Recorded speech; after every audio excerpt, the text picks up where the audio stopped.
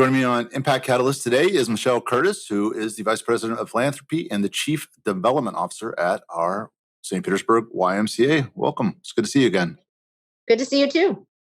There's always a lot of cool stuff going on at the Y, and we're going to use this time to cover some of those things and make sure there's a real clear understanding of what all the Y does, because a lot of people think of it as, they have these big, beautiful buildings and big, beautiful gyms positioned around the city, but there's so much more than that. And I know you'll be happy to share that with us.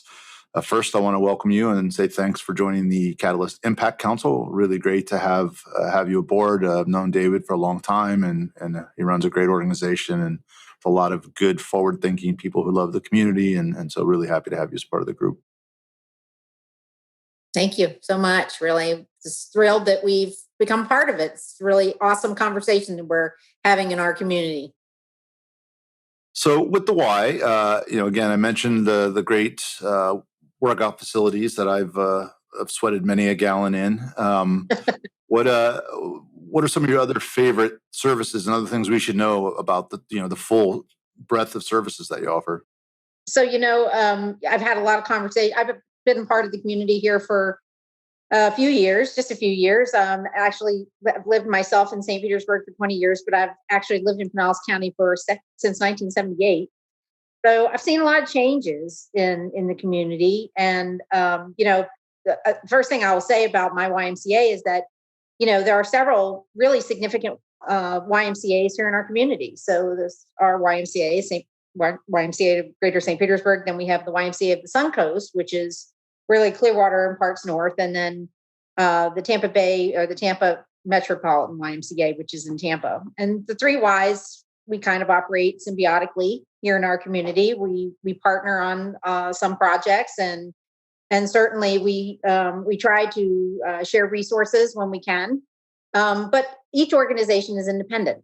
And so, when I have conversations with people, people will say, "Oh, the Y on First Avenue South," really thinking that that's the Y, which is, that's a very large wellness facility, our swim and gym. We also have another wellness facility in Largo with the Bardmore YMCA, but that's the tip of the iceberg, for the Y. And that's the most visible portion of the Y, the part that people really identify with. What they probably don't know about our Y is that, we are the largest before and after school childcare provider in the city of St. Pete.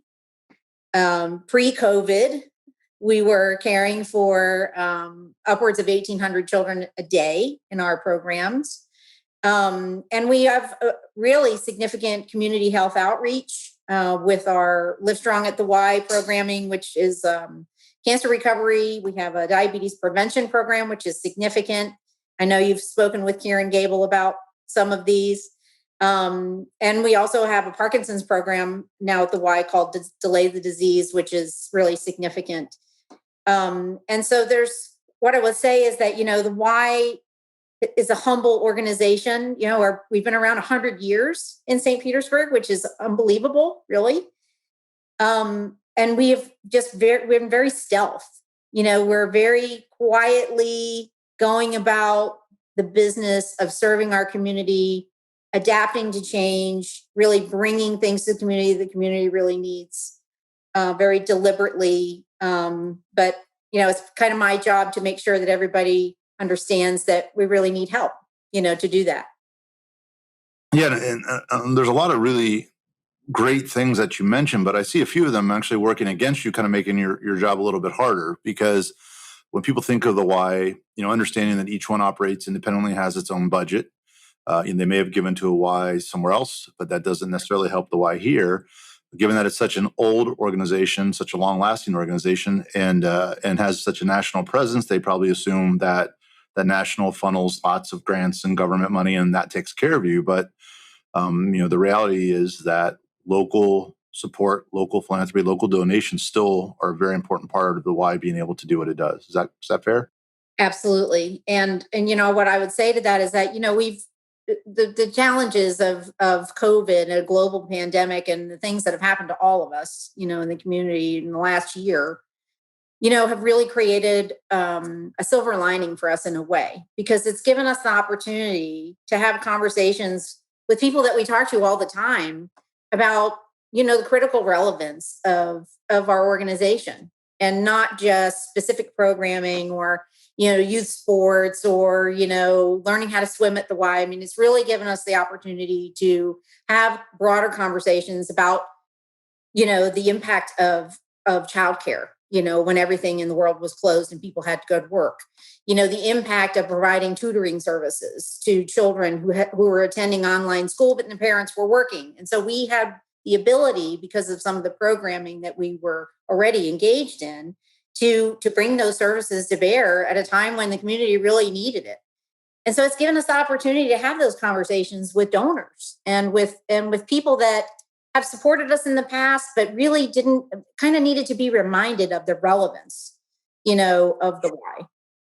Yeah, and I think that the rarity of the specific sort of crossover benefit that you provide is underappreciated, because obviously early childhood and education and all and that whole realm is a huge problem, and then obesity and children's health in general is a huge problem, and you have this unique facility and unique operation where you can bring all of those together into one solution, where there's education, there's childcare, and there's getting healthier, and putting that together in one program that is actually accessible to folks, with money and without, is almost one of a kind in the area. It's really a special thing.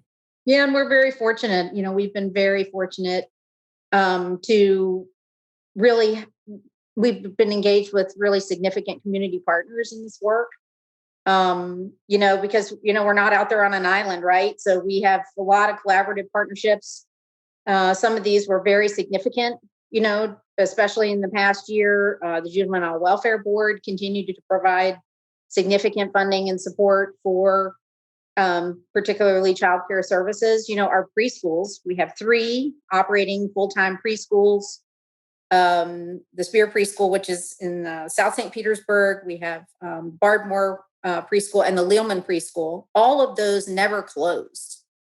The entire world shut down, but our preschools remained open during that time period. And so, our funding partners really stepped up, and without exception, the partners that we received grant funding from allowed us to continue to use that funding in order to keep running. Because, the Y is a unique organization, right? We're somewhat different than other nonprofits in that we have several streams of revenue. So we receive revenue from membership, people that belong to the YMCA. We receive program revenue from childcare services and other things that we do. And we receive philanthropic dollars. We're a charity. And so 2 of those revenue streams just turned off, in March. And so the philanthropic arm of the Y really kept us going, through a time when other revenue streams just stopped. So right now, are there any specific programs or specific areas that you could really use some additional support in, or that you're focusing on, that we could share with our viewers? Sure. So, there's always something going on at the Y, right? So immediately we have coming up this Saturday, actually the 27th, we have Spinorama, which is a cycling event, stationary bike event that we've hosted for several years now. The focus of the fundraiser has been to support our Live Strong program at the Y, which is a cancer recovery program. However, this year we've done a couple of things differently. The event's going to be outside for people that want to actually come and ride. It's competitive. There's teams, they get together and they ride and they challenge each other. So it's a really fun event.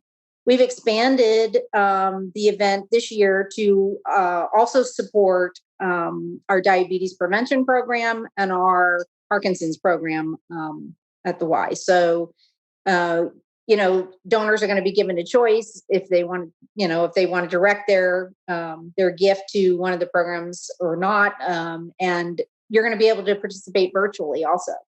If you would like to jump on your bike at home or ride your bike around the block or, whatever. And if you want to participate, if anybody wants to participate, they need to go to the Y website, which is www.stpymca.org/spin-a-rama. So, that's happening immediately. And then we get into camp fundraising for summer camps for kids, send a kid to camp. And then we also then go right into the fall, which is our mayor's prayer breakfast. And then, our big signature program at the end of the year, which is the Neighbor to Neighbor Christmas program. Yeah, great programs.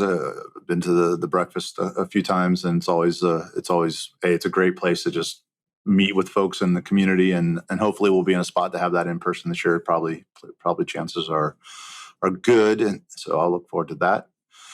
Well, I've enjoyed the conversation, and the why is it just bears repeating that it's such a bright spot in so many different ways. Just really pushing goodness and health and support and community into every place it can throughout the land and St. Pete, and we wouldn't be what we are without the Y.